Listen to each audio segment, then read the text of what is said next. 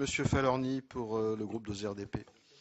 Merci, Monsieur le Président, Monsieur le Directeur général. Je veux d'abord vous remercier pour les éléments que vous venez de nous communiquer. Les députés du groupe de ZRDP soutiennent votre détermination à insuffler une dynamique positive au déploiement de BPI France.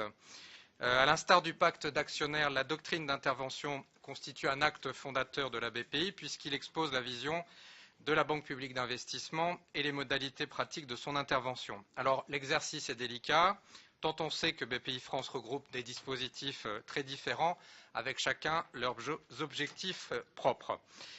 Il est absolument fondamental que la banque, ses employés et ses futurs clients partagent un même objectif, une même perception des enjeux de la banque. Et la doctrine d'intervention, dont la version qui nous a été transmise, contribue à modeler cette vision. Alors la banque s'attachera à accompagner les PME et les ETI dans tous les secteurs économiques, à l'exception du secteur financier. Toutefois, on peut se demander si le projet de doctrine n'est pas un peu trop alambiqué pour stimuler une vision commune. Il ne faudrait pas que les nombreuses nuances introduites nuisent à la lisibilité du message. Alors bien évidemment, certaines de ces nuances sont indispensables.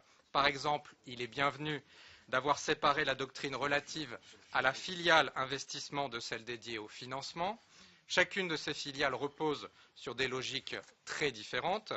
A contrario, certaines précautions ne sont-elles pas superfétatoires? Ne créent-elles pas le risque d'alourdir un texte qui doit être le plus clair possible? Par exemple, il est étonnant de préciser dans la doctrine d'intervention que BPI France Investissement pourra intervenir exceptionnellement au redressement des entreprises en difficulté, tout en affirmant ensuite que ce type d'investissement est contraire par nature aux principes directeurs. Alors nous n'ignorons pas les difficultés qu'il peut y avoir à aboutir à un consensus autour de cette doctrine d'intervention. Les nuances permettent bien entendu de faciliter l'existence d'un tel consensus, mais la création de la BPI a notamment pour vocation d'engendrer une dynamique porteuse d'espoir dans l'économie française. Les entreprises ont besoin de sentir qu'elles peuvent compter sur une banque déterminée. La doctrine d'intervention façonnera en partie la vision que se feront les entrepreneurs. Le discours de la BPI doit être univoque. Vous avez, Monsieur Dufour, en tout cas le soutien des députés du groupe 2RDP pour bâtir une banque tournée vers l'avenir, pour que les entreprises se tournent vers l'ensemble des dispositifs jusqu'ici éparpillés. Il faudra instaurer de la confiance. Et la confiance ne saurait se passer de proximité. Or, dans les départements ruraux et de montagne, n'y aurait-il pas possibilité que des comités se réunissent à l'échelon départemental et non à l'échelon régional? Dans certaines zones enclavées, il faut parfois 8 heures pour aller et revenir de la capitale régionale.